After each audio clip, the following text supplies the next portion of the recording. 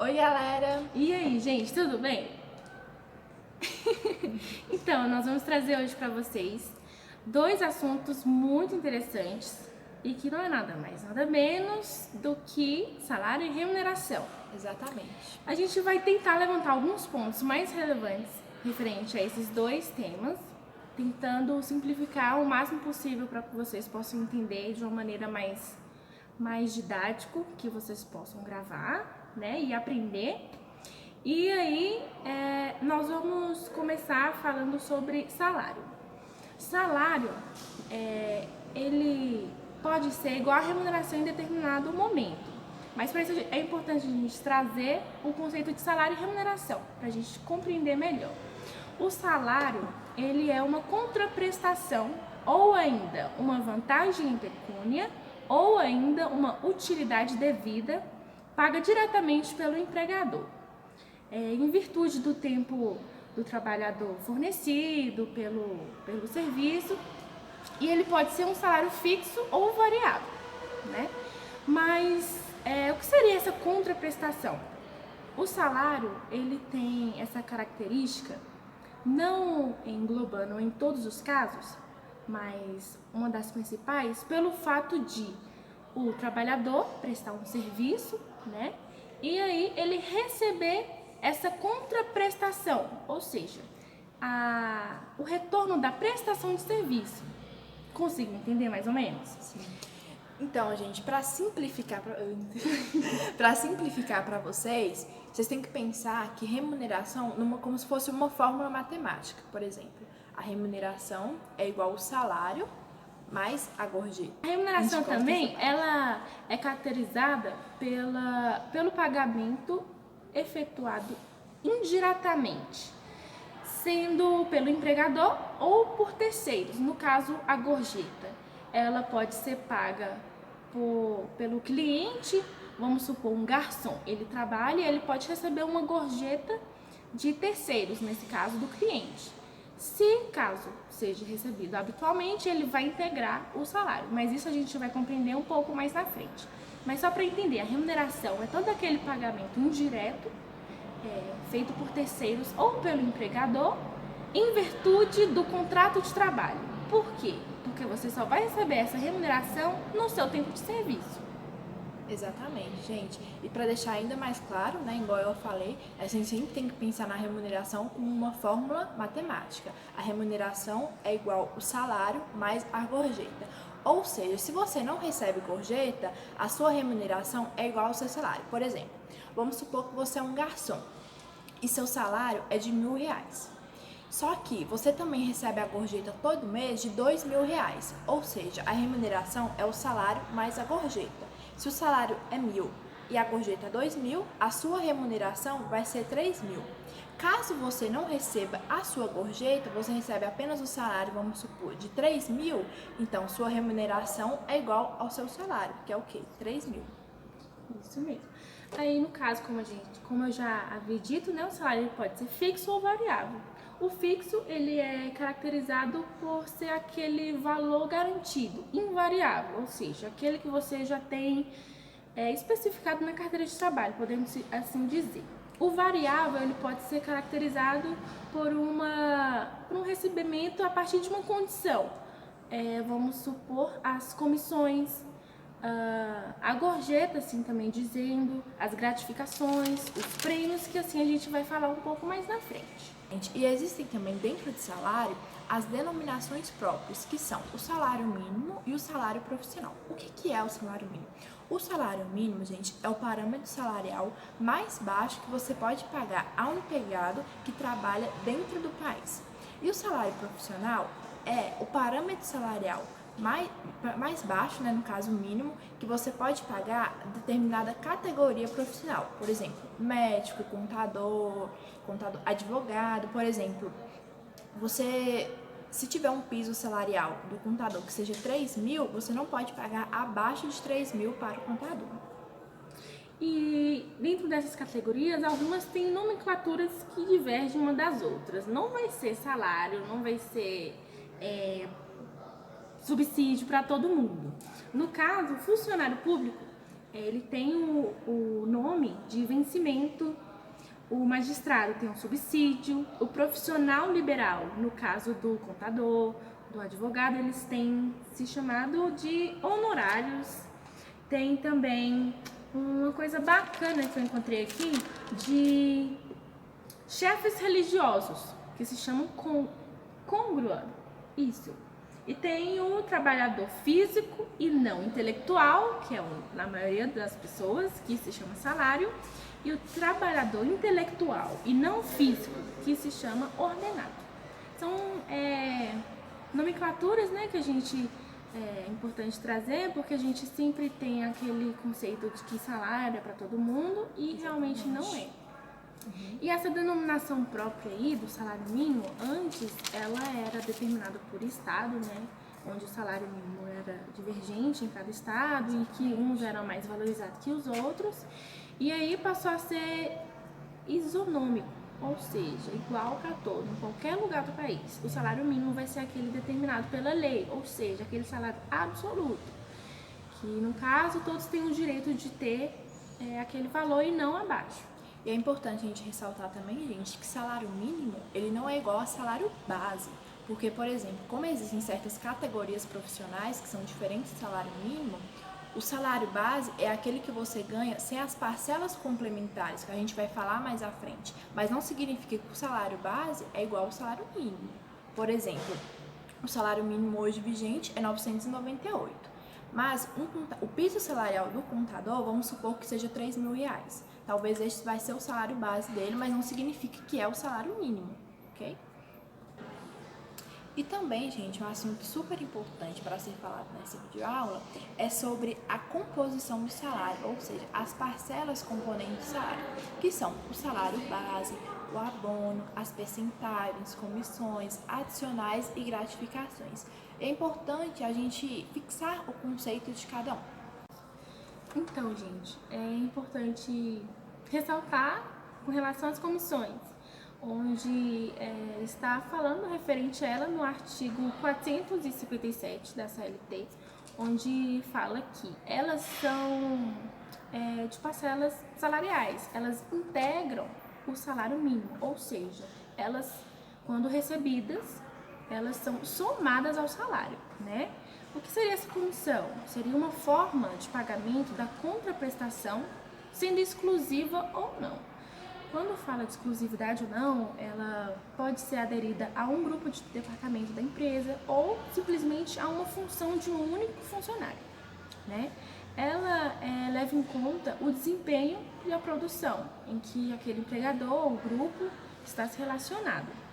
O salário em que o empregador irá receber, no caso, o salário mínimo, e a comissão, caracterizada como um salário misto, ele não pode ser inferior a um salário mínimo, tendo em vista que uma relação de emprego tem um salário mínimo fixado, né? Aquele que é vigente no país. E aí, se o salário mínimo já obtiver o valor do salário vigente, que é o de 998, o valor da comissão ele pode ser qualquer um, pode ser inclusive até o valor de zero em alguns meses, né? Então, com relação à comissão, ela pode ser fixa ou variável. É importante a gente ressaltar também, gente, que comissão é diferente de percentagem.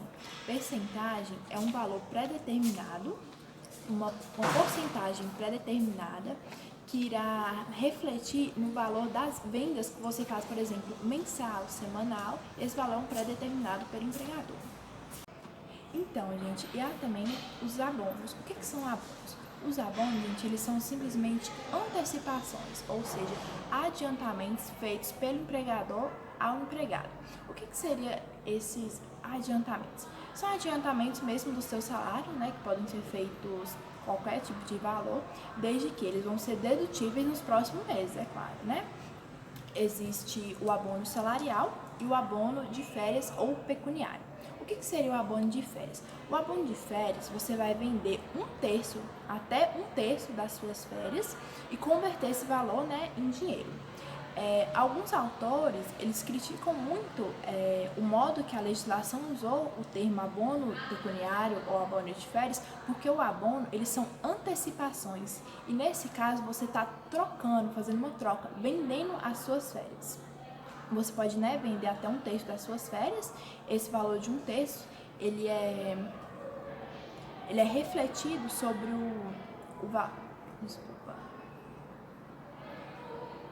o abono, ele é calculado sobre a remuneração das férias e não sobre o seu salário, sim sobre a remuneração das férias.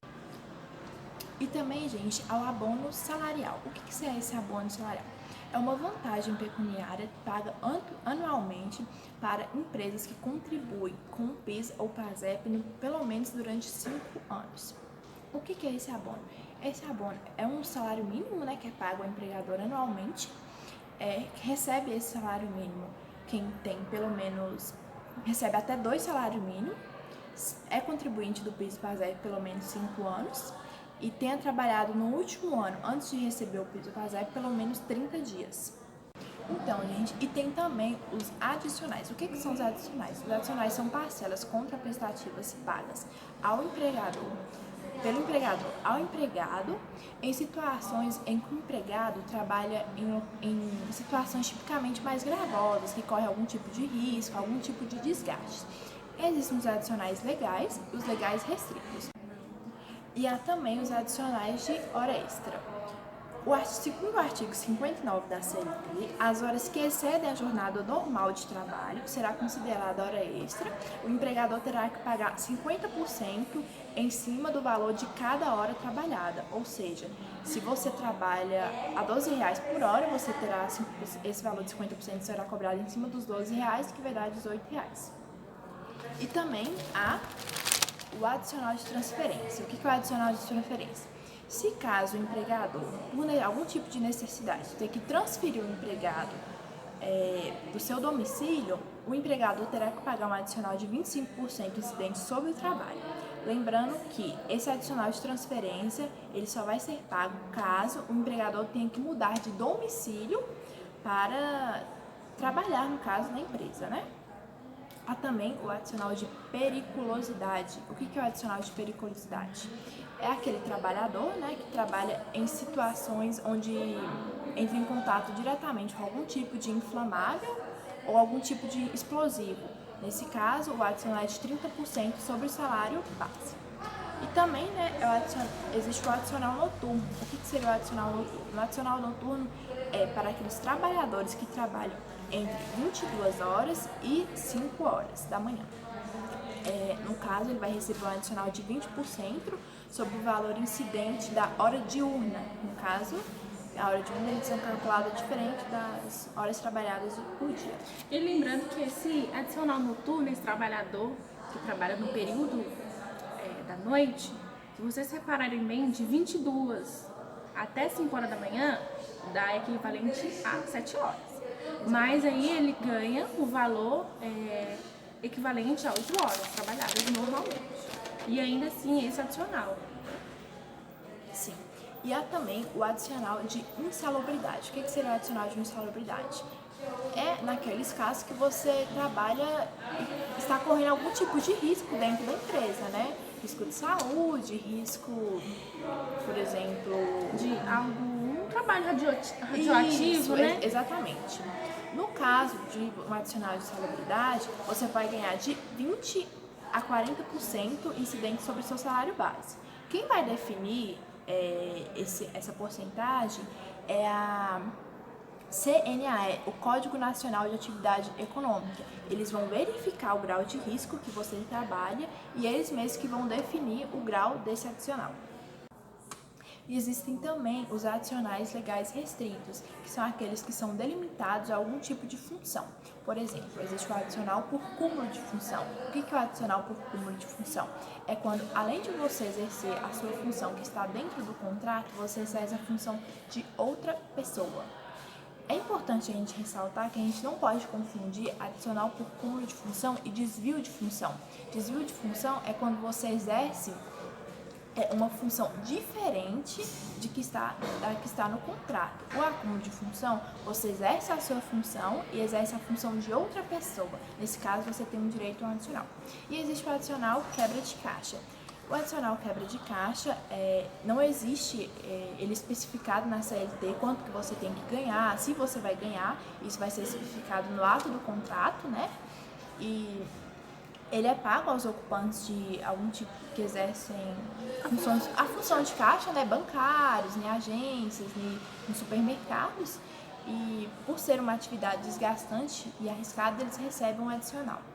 Dentro dessa composição de parcelas salariais, também a gente pode englobar as gratificações, que é caracterizada como um plus salarial, né, onde ela é efetuada pelo empregador de forma espontânea, na maioria das vezes, é diferente da gratificação natalina ou 13º, que a gente vai falar mais adiante.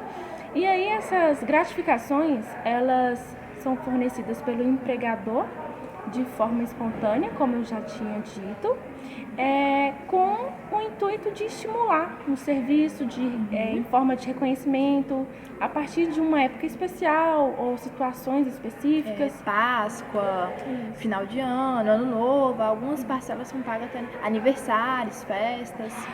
Vale lembrar que, como uma regra geral, na maioria dos recebimentos, além do salário fixo, toda parcela recebida de maneira habitual, ela vai integrar o salário, tá? Então, certamente, essas gratificações pode ser uma gratificação de função. Ela vai integrar o salário do empregador, tá bom? E tem a gratificação natalina, né? Que é um tipo de gratificação legal, onde ela foi instituída com o objetivo de presentear o empregador no final do ano, né? Caracterizada como o 13º, que a gente conhece, que ela é efetuada de maneira que o empregado ele receba um salário mínimo equivalente ao de dezembro, né? Vale salientar que algumas empresas elas têm o costume de fazer a divisão. Algumas empresas elas recebem no mês de agosto uma parcela. De fevereiro a novembro, acho. De fevereiro a novembro, né? Aí pode ocorrer as diferenças. Ocorreu uma diferença, por exemplo, de inflação ou um reajuste salarial. Vamos supor que você recebe um valor de R$1.000, um salário mínimo de R$1.000.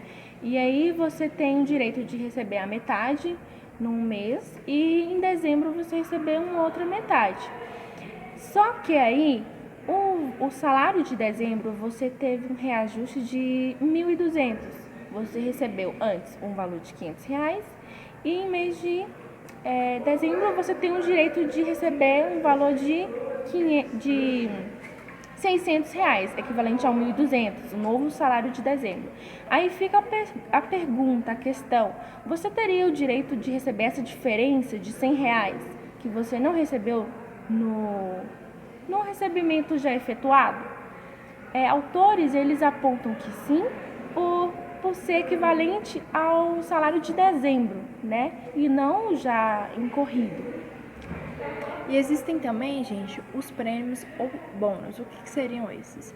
Eles são parcelas contraprestativas, né? Paga pelo empregador ao empregado em situações tidas como relevante na conduta individual do empregado. Por exemplo, quando algum empregado fecha uma grande venda ou fecha um grande negócio, né? O empregador pode estar pagando esse prêmio ou bônus. Lembrando que o prêmio ou bônus, ele sempre vai estar no contrato, mas nem sempre ele vai ser pago. Mesmo você tendo feito, né, um evento tido como relevante, nem sempre o seu empregador vai te pagar por isso, mas ele sempre vai estar no contrato. Essa cláusula do contrato, ela não é suprimida. E existem também, pessoal, as parcelas não salarial, ou seja, aquelas que não têm natureza salarial e que não integram o salário obreiro. Quais são? São as parcelas de natureza indenizatória, ou seja, se você viaja, tem algum tipo de custo naquela viagem que você viajou para cumprir a jornada de trabalho, Você vai ter, né, a indenização, por exemplo, diária, gasolina, essas coisas. Vale transporte também, é importante destacar que ele é uma parcela não salarial, tá bom?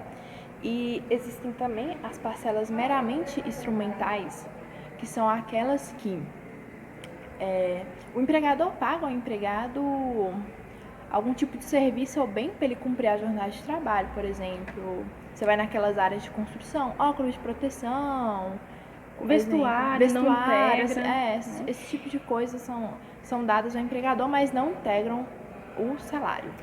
Está contido lá no artigo 457 da CLT, em que antes a alimentação ela integrava, né, o salário, e agora com a nova reforma trabalhista ela já não integra mais. É importante a gente dizer que a alimentação ela se diverge com a ajuda, né, com a alimentação. Aí, em questão dos não salariais, alguns autores eles brincam que para a prestação do serviço não é salarial. Agora, é fornecido pelo empregador de forma graciosa, né, gratuita, seja em pecúnia, não dinheiro, que mais? De forma que seja de maneira reconhecida pelo serviço prestado, aí já se integra como natureza salarial. Ou seja, para a prestação de serviço, não integra. Agora, fornecida pelo empregador, aí já integra. E existem também, né, gente, as parcelas previdenciárias oficiais, que são parcelas pagas pelo empregador ao empregado, que são o salário família e o salário maternidade. O que é o salário família? O salário família, eles são pagos ao trabalhador que tem vários dependentes, trabalhador de baixa renda. Só que para você receber esse salário família, você tem que comprovar anualmente que o seu filho está vacinado e que ele está participando afetivamente na escola, ele está inserido, né, dentro das escolas. Esse salário, antigamente, né, ele só era pago a trabalhadores que tinham uma prole numerosa de filhos. Hoje não, hoje é só para trabalhadores de baixa renda.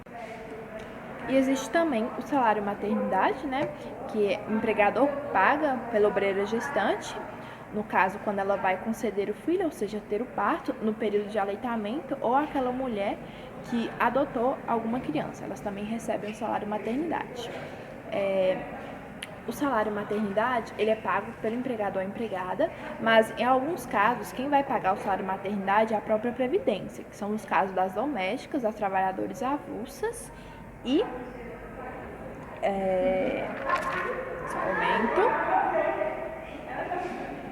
e cônjuge ou companheiros empregados no caso de morte da genitora, ou seja, se a mãe morreu durante o parto, o companheiro, né, o cônjuge que ficou responsável pela criança, ele também vai receber o salário de maternidade, só que nesse caso vai ser pago pela Previdência.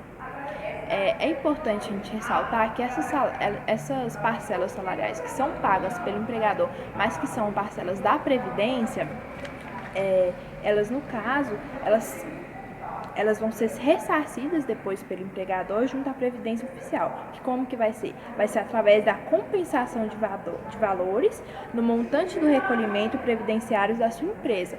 Ou seja, ele paga, mas depois esse valor vai ser ressarcido pela Previdência. E existem também a parcela da Seguridade Social, que é o quê? É basicamente o seguro-desemprego. Depois da reforma trabalhista, teve algumas alterações importantes, então eu vou ler para vocês, tá bom? Para conseguir, é necessário comprovar pelo menos 9 meses de carteira assinada do último ano. Antes da reforma, era 12 meses. O teto máximo que qualquer pessoa vai receber é R$ 1.735,29. Ou seja, independente do que você trabalhava, você vai receber o máximo R$ 1.735,29. Se você receber um salário de R$ 2.551,96 acima, você vai receber direto, né, R$ 1.735,29.